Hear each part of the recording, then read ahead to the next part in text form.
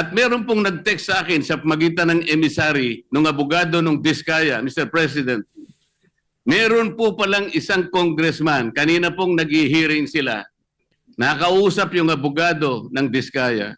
Kailangan, meron kayong matukoy na senador sapagkat makokontempt kayo. Nasa akin po yung text message, Mr. President. Sa makatwid, gusto lang nilang magpangalan. Hindi po mabuti yun. Kailangan po, sa tulong na rin po ni Senator Lacson, total naumpisan na yung mga contractors, naumpisan na itong mga kawani at opisyalis ng TPWH na talagang kandidato na po talaga sa impyerno. Tayo naman ho dito mga kababayan, wala naman ho tayong problema kung palitan itong si Ping Lacson, itong si Senator Rodante Marcoleta bilang chairperson ng Blue Ribbon Committee. Sana lang naman ho, Senator Ping, kung sakaling ituloy nyo yung hearing na kinakandak ng Blue Ribbon sa pamumuno nitong si Senator Rodante Marcoleta, yung mga naumpisahan, yung mga revelasyon ng mga resource person, dapat tuloy-tuloy rin ho yan. Dito rin ho sa video na to, pag-uusapan ho natin ang reaksyon nitong si Katunying kaugnay dyan sa pagpalit ng pamunuan ng Blue Ribbon Committee mula dito kay Senator Dante Marcoleta papunta dito kay Senator Ping Lacson. Pero bago ang lahat ng yan mga kababayan, kung bago lang ho kayo sa page update, sa like at sa subscribe. Masaya na tayo dyan sa gusto sumali sa ating community. Yung join button, nandyan lang ho sa baba. Ayun na nga mga kababayan, napakatindi ho ng palitan sa pagitan nitong si Senator Rodante Marcoleta at nitong si Senator Ping Lacson doon sa naging privilege speech niya kahapon dyan sa Senado. Pero bago ho tayo dumako dyan, pasadahan na ho muna natin na mabilisan itong video na to ni Katunying. Ito mga kababayan. Ang ating pong balita, papalitan Nako. si Senator Rodante Marcoleta bilang chairman ng Blue Ribbon Committee. Naku po. Well, nasa kanila naman yun. Pero, Correct.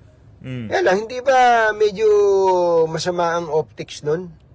Correct. Pagkatapos na kumanta ang Diskaya, magsalita si Toby Chanco sa Blue Ribbon na pinamumunuan ni Marcoleta. At kung ano-ano pa yung na-discover natin doon, mga kababayan, bigla mong papalitan yung Marcoleta. Naku po. Parang Diba, medyo hindi maganda ang optics doon.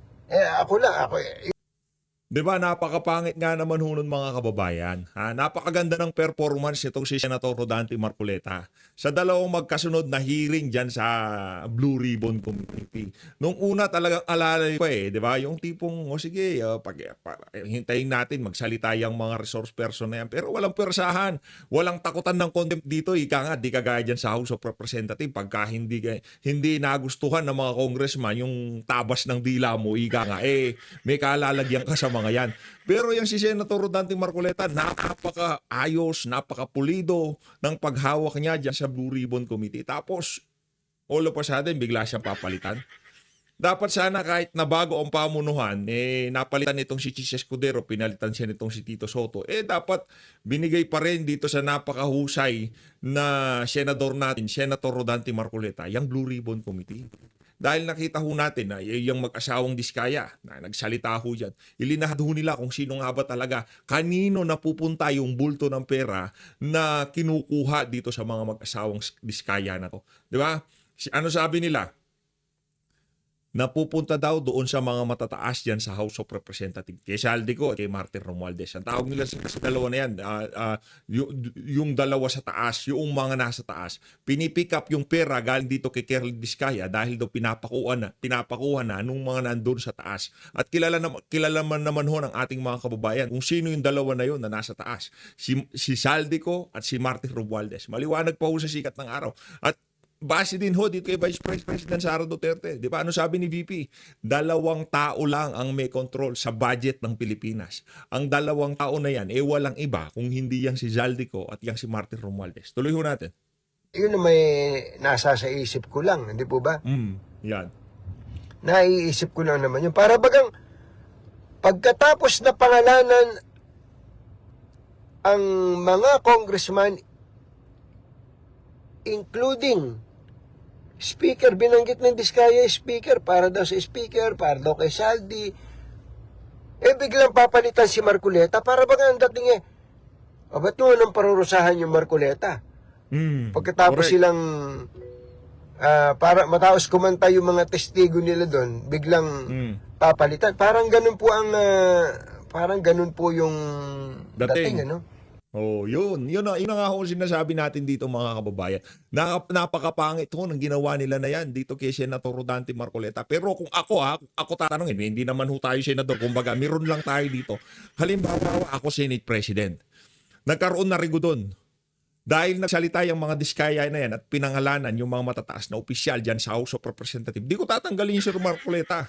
Hindi ko siya basta-basta tatanggalin. Bibigyan ko pa siya na at least 2 o 3 o 4 na hearing dyan sa Blue Ribbon na yan para hindi masyadong maging halata na pati ang bagong pamunuan na Senado pinagtatakpan yung mga opisyal dyan sa House of Representatives. Pinagtatakpan yan si Martin Romualdez at yang si Saldico. Di ba? Kasi pagka tinanggal mo yang si Senator Rodante Marcoleta, anong lilitaw? Ang akala ng ating mga kababayan baka dahil napakanta nitong Rodante Marcoleta yung mag-asawang Diskaya, di ba? Yun o agad papasok sa utak ng ating mga kababayan. Hindi naman yung dahil bago na pamunuan kaya kailangan palitan pati yung sa Blue Ribbon. Which is yun naman ho talagang kalakaran dyan sa Senado. Magkakatisi resignation yung mga mga chairperson ng mga committee pagka nagpalit ng Senate President. Kaso dito iba ho ito mga kababayan. Disentimano, pagkatapos yung nagsalita ng kasawang Disaya, tumayo itong si Mig Zubiri. Palit si itong si Chis Escudero. Kaya ngayon nagtatanong ang ating mga kababayan, ang dahilan ba ng pagkakatanggal nitong si Chis dahil nagsalita itong dalawang mag-asawang Diskaya na to at pinangalanan itong si Zaldico at itong si Speaker Martin Romualdez. Kayo na ho bahala mag-isip dyan, higa nga. Ewan ko lang, naisip ko lang din naman yun. Naisip ko lang naman yun, mga magulang at mga mahal na taga-subaybay. Pero, Nako. nasa kanila po yun Alam nyo, in fairness sa mga senador, unlike in the House of Representatives, sa Senado po, pag nagpapalitan ng mga leaders ng Senado, okay lang yan. Pinag-uusapan lang sa caucus yan Sabi nga ng mga matatanda na Senate President if you have the numbers, you can take my seat. You can take my position. Usapan lalaki lang yun. O sige, di mamaya, di-declare natin na bakante yung Senate seat o Senate President seat. Ganun po nangyari kanina. Meron pong motion to declare the position of Senate President vacant at kinuha na po, inapprove ng buong body at nag-motion para po nag-nominate kay Senate President Tito Soto. Ayun lang po, ang bilis ng usapan. So, ang hanging question now is, Nako. if ever the original plan of changing the leadership in the Blue Ribbon Committee will push through, sino ang magiging Blue Ribbon Committee chairman? Yun ang tanong. Kaso, Sino? ngayong mga panahon na to, alam na ho natin, si Soto daw si Ping Lacson daw ang magiging chairperson ng Blue Ribbon Committee. Na kung saan ay napakadiskumpiyado ho natin si idea na yan. Bakit? Kasi ngayon pa lang hindi pa nga chairperson ng Blue Ribbon Committee itong si Ping Lacson kitang-kita na ho natin kung saan bumabaling yung mama na yan. Bumabaling ho yan sa naratibo ng mga taga House of Representatives. Mantakin nyo, sino ba yung most guilty dito? Paakyat na ho tayo mga kababayan. Nung una, hindi mabanggit-banggit nitong si Ping Lacson, itong si Bunoan. Pero ngayon, iba na ho usapan. Ang issue ngayon, papunta na kay Manuel Bunoan. Kung papunta na yan kay Manuel Bunoan, alangan naman si Manuel Bunoan lang ang kukubra dyan. Di ba? Alangan naman pagdating kay Manuel Bunoan tapos na usapan hindi ho ganun yun. Kasi ang most guilty dito para sa atin si Marcos Jr. kasi ikaw presidente. Parang ikaw yung kapitan ng barko, di ba? Anak ng towa, lahat ng nasa baba mo gumawa ng kabalbalan. O sino sisibakin ng kumpanya? Di ba? Kung wala kang ginawa para maagapan yung kabalbalan ng mga tauhan mo. Di ba? Palit ka sigurado dyan. Pero dito ho mga kababayan, hindi. Yung ating kapitan na si Marcos Jr., siya naman ho ang pinagtatanggol nitong mga senador na to. Kesyo dahil daw sa kanya, nabulgar tong usapin na to, ng flood control. Pero matagal na ho natin alam yan. Hindi pa nagsasalita yan si Marcos Jr. Diba? 2024. Bumagyo, sabi niya 5,500. Pagkatapos ng SONA, umulan, lubog. O doon pa lang alam na natin eh. O ngayon sinasabi nila na masasalamat daw dito kay Marcos Jr. Napakalaking kalokohan ho nun, mga kababayan. Kayo po ang aming tinatanong. Kayo po ang aming tinatanong. Sino ang dapat na maging Blue Ribbon Committee Chairman? Nako. Yan ang Mga magandang magulang tanong, at mga Kato. mahal na taga-subaybay. Nako po. Yan ang napakagandang tanong, di ba? Ako, ang sinasabi ko, in all likelihood, abogado. Kung papalitan man yung Marcoleta, in all likelihood, abogado ang ipapalit Abogado. sa kanya. Correct. Sino ba mga abogado sa Senado? Mm. Well, ang isa dyan, ang isang abogado po dyan, ay si Senator Kiko Pangilinan. Na Hindi, ano yun? nakasagutan naman ni Senator Marcoleta noong nakaraang linggo. Ano naman yun, Katonying, itong si Kiko Pangilinan, ano lang, pechay lang talaga trinatrabaho nun, pechay ni Sharon. Wag na kayong umasa doon sa Blue Ribbon. Basta yung mama na yun, ano yun, nagkakatuwang agriculturist, ika. Yung tipong, pagdating sa agriculture, the best ako. Ganun niya pinapakay sa sarili niya. Kasi nga naman, meron tayong problema sa food security, di ba? O para siguro sa 2028, makapwesto yan, o mapabango pangalan, o agriculturist. I am your guy. Ika nga, di ba? Parang ganun yung ano niya, yung packaging niya sa sarili niya. Pero wag ko kayo magpabola. Yang si Kiko Pangilinan, pechay lang po ni Sharon ang dinidiligan niyan, di ba? I mean, nakita niyo naman siya, di ba, mahilig magtanim ng pechay yung dalawa na yan. O tatanim ni Sharon, didiligan ni Kiko. Ganun ho yun. Tingnan yung mga picture niya. Lagay niyo lang, Kiko Pangilinan, pechay. Lalabas yung mga tanim niyang pechay. Sino pang abogado ba sa Senado? Sino pa ba? Senator Pia Cayetano. Nako, Pia Cayetano. Senator, well, by the way, si Senator Pia Cayetano, dati nang naging Blue Ribbon Committee Chairman yan, Senator Alan Peter Cayetano. Kaya lang, nasa kabilang parang kay Chis Escudero yata sila. So, kung po yun, Blue Ribbon. So, abogado. Sino pa ba abogado? Si Marcoleta na lang, ano? Sino pa abogado? John? Si Cheese, ano? Abogado Si si Quezon. Cheese. Kaso di naman pwede si Quezon eh. Di pwede si Quezon. Sino pa ba? Sino pa ang abogado dyan? Ba't ba hindi Di na? pwede si Quezon. Lito Lapid! Wala, Di pwede yun. Di pwede si Lito Lapid. wala na pala tayong abogado sa Senado. Puro Bilangin ko nga uli. Chis Escudero, Alan Cayetano, Pia Cayetano, Marcoleta. Dante Marcoleta, Ano pa? Si Mark Villar, hindi abogado yun eh. ito nga, Kiko, Dante, Chis, Alan Peter, Pia Cayetano. Pia Cayetano. Yung mga abogado Wala yun. na, ano? Wala na. Ano ba nangyari sa ating Senado? Ba't ba Kiko tayo Pangilinan. Abogado din yun, pagkakaalam ko. kinapos na ng abogado, ano? Gone were the days when the Senate was dominated by lawyers / orators / statesmen, no? Wala na pa. Alimbawa lang dyan naalala ko nung araw ang Senado, ang mga miyembro ng Senado ay ang mga sumusunod. Jovito Salonga. At hindi, no? Batang-bata, Joey Lina, no? Okay, napakaganda ho ng mga punto de vista nitong si Katonying, pero kailangan na ho nating mag-move on. Ika nga, lilipat na ho tayo, punta na ho tayo sa Senado. Pagtatanong nitong si Senator Rodante Marcoleta dito kay Ping Lacson. Napakaganda ho ng tinalakay nila dito, sa totoo lang ha. Yun na bring up ho sa interpolation nitong si Senator Rodante Marcoleta, yung ginagawang intimidation ng mga congressman doon sa mag-asawang Diskaya. Pagkatapos mo nilang pinangalanan yung mga congressman na ika nga involved dito sa maanumalyang flood control scam na to, narinig nyo naman ho yung video nating kagabi, di ba?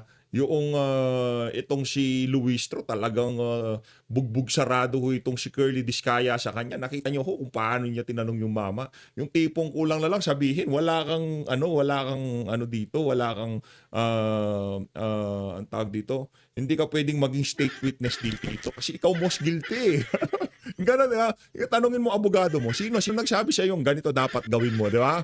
Oh, ano sabi nito si Curly Diskaya? Okay lang na gurgurin ako ng mga iilang nabanggit ko dun sa aking sworn affidavit. Importante, yung 120 million na Pilipino, hindi nila ako gurgurin. Ang ganda ng ano niya, ang ganda ng yung reasoning ng mama. Pero mali pa rin yung ginawa nila. Anak ng toko, isang project, lahat ng kumpanya mo sasali sa BD. Ano yun daig pa yun daig pa hunon yung sinasabi nilang biding-bidingan di ba? Yung talaga daig pa yung scripted, daig pa pelikula. Di ba? May 9 kang kumpanya na nagbibid dyan sa flood control. Tapos lahat yun pasasali. Walang kalusot, walang ano. Iyo talaga, di ba? Yung proyekto, walang tapon sa iyo lahat. Eto, lipat na ho tayo kay Senator Rodante Marcoleta. Ayun, eto na ho. Gang. Malupit ito. I see that the Senator Rodante Marcoleta is seeking the floor. What is the pleasure of Senator Marcoleta? I'd like to know, Mr. President, if our good Senate President pro tempore would yield to a few questions. Willingly to the still the chairman of the Committee on Public Accountability, the good senator from Tarlac and the Republic of the Philippines. You may proceed then. Maraming Senator salamat Marcoleta. po, Mr. President. Mr. President, kanina pong pag-umpisang mag-present ang ating Senate President pro tempore, ay laking pasalamat ko sapagkat Yan. nakita ko yung resulta ng kanyang personal na pag-iimbestiga. Yan. Doon po sa kauna-unahang slide, Mr. President, nakita ko po yung isang text message na galing po yata kay Yusek Catalina Cabral. Hindi ko po masyadong maintindihan. Pwede po bang pakikwento po ninyo, Mr. President, ano po ba yung pinanggalingan noon? Ang pinanggalingan po, nag-congratulate siya sa ating nakaupong Senate President. But this message was sent through the staff of our Senate President, Mr. President. Ang sinasabi doon, congratulations po, no? That was after July 1. After July 1st. proclamation or after oath-taking, Mr. President. After the oath-taking, if I distinctly remember. So dahil siguradong panalo na po tayo, kayo rin po, dahil nag-oath-taking na tayo, nag-message si kagad yung Undersecretary Cabral sa kanyang staff at sinasabi, congratulations, baka merong ako andyan po sa text message, sa Viber message, na sinasabi para ma-align do sa mga priorities at para maiwasan yung redundancy, siya nang gagawa ng paraan. Ang sabay ang sinabi na para maihabol o maisama na sa NEP. So nag-iimbita siya na magsumite kayo, parang sinasabi 500 million pesos yata, ibig sabihin ng 500 yan Kasi hindi naman malinaw, pero ang sinabi, po kayo 500 for now. For now. Ibig sabihin, for now, sige, magpasok kayo mga 500 million pesos worth of projects na sa inyo manggagaling. So ito po yung sinasabi natin na isang kamalian ng budgeting or budget process. Dahil ang trabaho, mandato ng Kongreso, both houses, legislation. Yung pong NEP, nasa budget preparation phase na kung saan exclusive domain ng executive branch. Pero bakit po, dahil ganyan ang nangyayari, mismo sa DPWH na nanggagaling na magpasok na kayo rito. Hindi ho ba pakikialam yun sa mandate o sa exclusive authority ng executive branch? Salamat po sa sagot na yon, Mr. President. Ako po'y naniniwala na talagang wala namang initiative na nanggaling sa inyo at siya'y kusa niyang inialok po yung inaakala niya sigurong makakatulong o makakapagbigay ng kasiyahan sa inyo. Yun po yung akala niya. Opo. At agad pong tinanggihan ng ating Senate President. Alam ko po. Alam ko Sinabi po. niya agad sa staff niya, wag, ayoko ba't ako maglalagay dyan? Kasi po kaya ako naitanong to, Mr. President, kahapon po, ayaw pa niyang aminin na dahil sa pagtatanong ko po na sa kanya, sinabi ko bakit lumilitaw kahit anong ibigay na ceiling ng DBM, pinapalitan mo, sabi ko sa kanya. Ayaw po niyang aminin yon, wala raw po siyang kinalaman kung ang pag-uusapan ay yung paglilista. Wala raw siyang kinalaman. Ngayon po malinaw na nagsisinungaling talaga siya Nako. sapagkat naipakita ko po kahapon, Mr. President, lalong-lalo na po sa flood control projects, yun pong mga insertions, aminin man ya't hindi, ngayon po inapatunayan na natin, ay talagang siya po talaga yung gumagawa dahil siya po yung Undersecretary ng Planning Services. At lalong-lalo na po doon sa tinatawag na FAPs. Ito po yung Foreign Assisted Projects. Yun po malinaw na malinaw. Ipinakita ko po, Mr. President, yung sulat ng DBM noong July 2023 na kung saan sinabi mismo sa kanya, please adhere strictly dun sa mga ceilings na binibigay namin sa inyo. Dahil napansin po ng DBM magmula po noong 2022, 2023, pinapalitan po niya hanggang sa 2024. Ayaw po niyang aminin na siya po ang may kinalaman nun. Ngayon ko lang napatunayan, salamat Senate President Pro Tempore na ngayon ay malinaw na malinaw, hindi na niya pwedeng sabihin at hindi na siya pwedeng magsinungaling na wala siyang kinalaman dito. Ang totoo pa po nito, Mr. President, Ito na ho mga kabayan, ito na yung kumbaga, ito na yung punto na kung saan nagkakabistuhan na kahit na anong tago, anong palusot ng mga resource person na dumadalo dyan sa pagdinig ng Blue Ribbon. Ito na ho yung mga ebidensya, nagka-align na ho lahat ha. Pero yung problema natin dito, yung talagang sa dyan sa House of Representatives, yung panggagank nila doon sa mga resource person na dumalo, kagaya dito sa mga asawang Diskaya, di ba? Dito kay Curly Diskaya. Nakita niyo naman ho mga kababayan kung paano tanongin ni Luistro. Dapat sana hindi ganun eh. Dapat, sige sir, ano pa ho yung nalalaman nyo, ilabas nyo lahat yan. Wala ho kayo dapat itatago. Pero ang dating, parang ang dating tinatakot, alam nyo ba, ano kayo dyan? Plunder kayo dyan, grab kayo dyan, walang bail yan. Habang buhay na pagkakaroon. Di nyo na makakasama yung mga anak. Ano naman to? Ano ba yan? Tinatakot nyo ba sila o talagang gusto nyong malaman ng buong katotohanan? Nalalabuan lang ho tayo sa style ng mga mga congressman dyan sa House of Representatives. President, ang dami pong gustong tumestigo na meron po siyang 10 paboritong contractors na siguro sa mga susunod na panahon, kung sino man po yung hahawak ng Blue Ribbon Committee, isa po sigurong mabuting direksyon na ituntunin ito. Nako. At marami rin pong palagian na pumupunta sa kanyang opisina na mga politiko.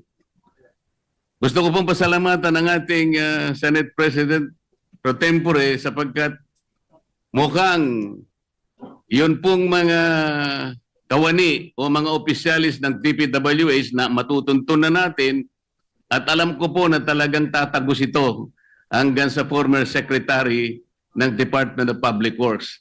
Kasi kahapon po, gusto niya nang sabihin na lahat ng daw po ng nangyayari sa kanyang opisina ay meron namang basbas ng Secretary ng Department of Public Works.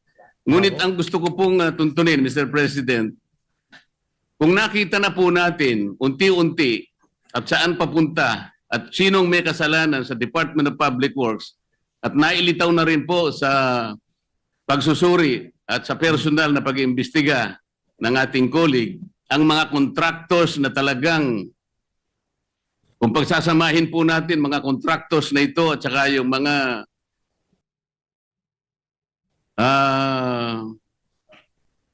mga opisyalis na nabubunyag ngayon, siguro po yung salitang walang o halang ang kaluluwa ay is an understatement. Ang gusto ko pong malaman ngayon, bakit po kaya sila ganun kalakas ang loob? Bakit parang hindi na po milyon eh? Bilyon-bilyon na po ang naipatatalo at hindi naman po nila pera yon, pera po ng taong bayan.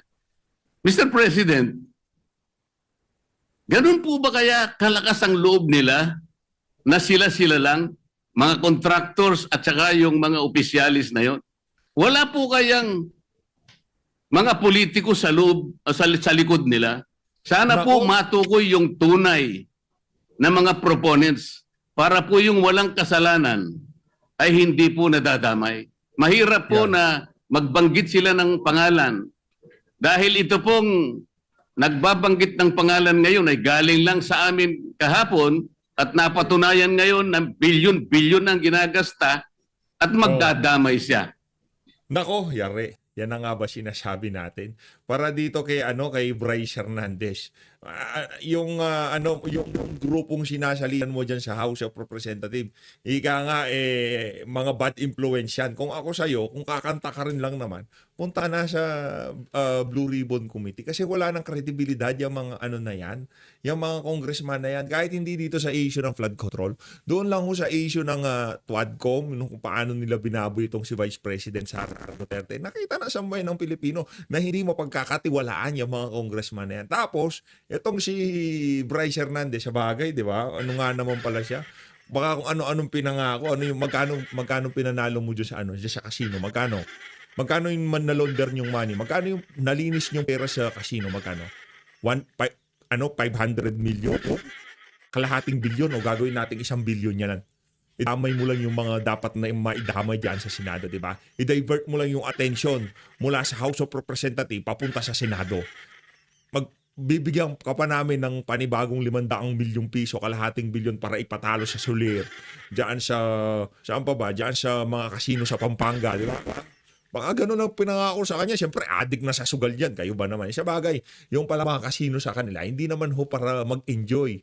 Ang use ng kasino sa kanila para linisin yung mga maduduming pera nila na galing pamahalaan. Di ba? Yun ang talaga, real talk. Anak ng tokwa, DPWH, District Engineer, lamesa nyo, puno ng pera. Anong gagawin nyo sa pera? Wala ba kayong sweldo? Anak ng tokwa, bilyon. Kahit bilangin nyo ho yung mga kababayan, kada isang bundle nun, 1 milyon. Kahit isang bundle, ganito lang karami ho yun. 1 milyon, ganito lang karami yun. Kasi napapanood natin si Paring Hybe, pagka nagbebenta sila ng relo-relo, di ba? Magbibilangan ng pera yan. Makita mo 1 milyon, ganito lang. Yung pera ho nila, 1 buong lamesa. Nakantaw ka, paano ka nagkapera ng ganong karami? Di ba, district engineer ka lang. Yung salary grade mo, hindi akma doon sa perang nasa lamesang yun. At hindi ho sa DPWH office o sa District Engineering Office ng Bulacan kinukuha nitong mga kontraktor na to yung pera. Alam ko, kinukuha ko yan sa Land Bank. Merong cheque, kung sino man mag-i-issue ng cheque, tapos kukunin nila doon, pero hindi sa sa opisina ng DPWH. Di ba? O ngayon, ang tanong ho dito mga kababayan, ang punto natin dito simple lang. Kung itong mama na to, sinasabi niya, itong si Senator Jinggoy Estrada tsaka si Senator Joel Villanueva, ang tawag dito, involved talaga dito sa na to, mga anomalyang flood control projects. Labas ka ng matibay-tibay na ebidensya. Yung kagaya dito kay Kirli Diskaya, meron siyang walang paper trail, pero yung kasing kumpanya nila, parang ang dating, yung dating sa akin yung pagkakaintindi ko, trinatrack nila yung kanilang mga expenses, yung mga lumalabas at pumapasok na pera. Meron silang ledger kung tawagin, di ba? Nandun lahat ng mga lumalabas at pumapasok na pera. Kung meron kang ganon, At meron kang, yung kasi mga picture, walang kwenta dyan. Nakita natin yung mga picture, nakasama si Jinggoy, merong birthday party, magkakasama, picture-picture. Marami ho yan. Baka hanap lang kayo, pati yung si Marcos Jr. kasama nila, di ba? Marami hong mga picture-picture na yan. Hindi ho ano yan, hindi ho basihan yan na may kasalanan yung tao, walang kasalanan yung tao. Pangit lang tignan. Siyempre, dahil nga naman sa mga naunang issue sa ating bansa, pagka merong picture kaagad, sasabihin lang, ay naku, magkakilala talaga. Naku, yari tayo dyan, talagang ano yan, ika nga, involved yan sa isa't isa. Pero wag ko kayo magpabola, ika nga, ano yan, diversionary tactics doon sa sinabi ng mag-asawang Diskaya kahapon diyan sa Blue Ribbon Committee. Sana sa susunod na hearing ng Blue Ribbon hindi ka yung tuloy-tuloy yung naumpisahan ng pamunuan nitong si Senator Rodante Marcoleta. Tuloy natin. At meron pong nag-text sa akin sa magitan ng emissary ng abogado ng Diskaya, Mr. President. Meron po palang isang congressman, kanina pong nag-hearing sila, nakausap yung abogado ng Diskaya. Kailangan, meron kayong matukoy na senador sapagkat makokontempt kayo. Nasa akin po yung text message, Mr. President. Sa mga tweet, gusto lang nilang magpangalan. Hindi po mabuti yun. Kailangan po, sa tulong na rin po ni Senator Lacson, total, naumpisan na yung mga contractors, naumpisan na itong mga kawani at opisyalis ng TPWH na talagang kandidato na po talaga sa impyerno. Matukoy po talaga kung Pambihira talaga doon. Hindi, sa ginawa nilang pagnanakaw sa kaban ng sambayanan, madami-daming ama namin at nubina at rosaryo gagawin ng mga to di ba?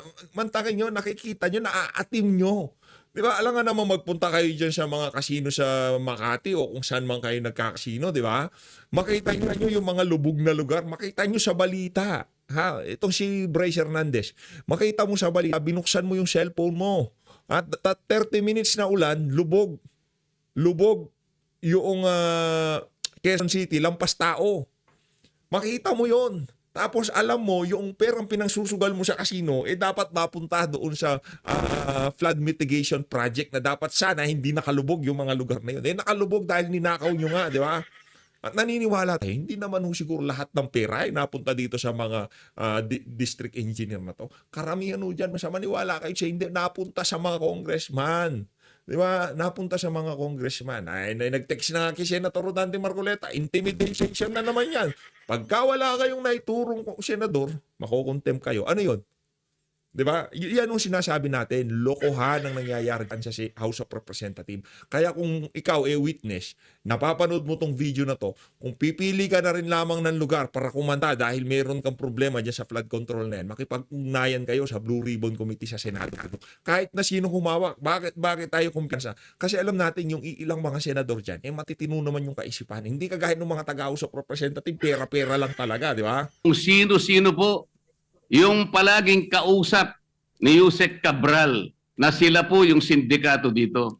Para po yung walang kasalanan ay huwag pong madamay. Maraming salamat po, Mr. President. Salamat po, Your Honor. Yeah, maraming salamat po rin sa ating distinguished gentleman from Tarlac and the Republic of the Philippines.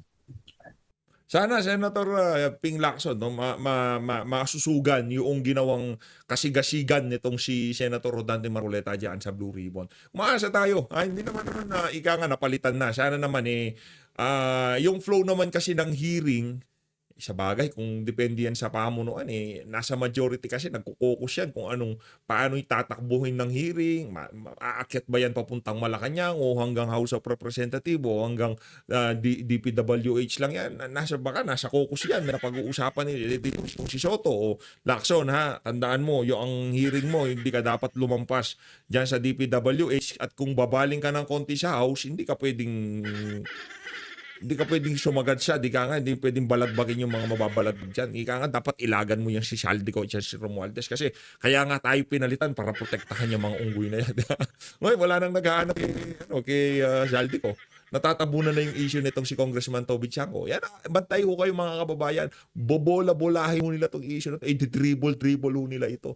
Di ba? Kung saan na mapupunta ito. Kay Jingo Estrada. Yung sa House of Representatives, marami talaga magnanakaw doon. Sa maniwala ho kayo siya hindi. So always, maraming salamat po sa pagsuporta sa PH Update. Mag-ingat po kayong lahat. Ano na tayo? 978,511 subscriber. Mag-ingat po kayo. Mahal natin ng Pilipinas. Saludo kay Senator Rodante Marcoleta. Good luck sa bagong chairperson ng Blue Ribbon Committee. Salamat po.